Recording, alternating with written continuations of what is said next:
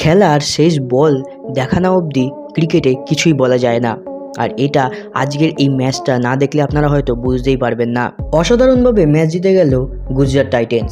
তার সম্পূর্ণ না হলেও 75% ক্রেডিট অবশ্যই যায় উমেশ যাদবের, কারণ উমেশ যাদব লাস্ট ওভারে দুখানা উইকেট নিয়েছেন এবং সেই উইকেটের মধ্যে একটি হার্দিক পান্ডিয়াও উইকেট ছিল।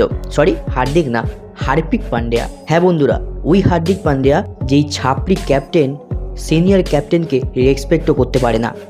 লাস্ট ওভার কিন্তু সত্যি খুব জমে উঠেছিল এবং সেখানে দেখা যায় আশিস নেহরাকে ওয়াটার বয় তার মাধ্যমে কিন্তু মেসেজ সঙ্গে সঙ্গে পৌঁছাচ্ছিলেন এবং আশিস নেহরা লাস্ট ওভারগুলিতে যে মুভমেন্ট দেখিয়েছে সেটা কিন্তু প্রশংসনীয়।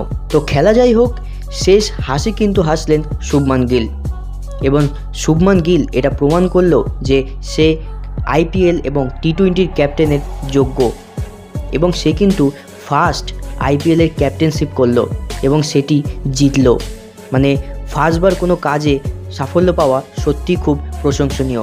তো বন্ধুরা, কেমন লাগলো এই ভিডিও অবশ্যই জানাবেন। ভিডিওটি ভালো লাগলে ভিডিওটি লাইক, শেয়ার এবং কমেন্ট করবেন এবং দেখা হবে পরবর্তী নতুন কোনো ভিডিওতে। ততক্ষণ সুরক্ষিত থাকবেন, ভালো থাকবেন, গুড বাই।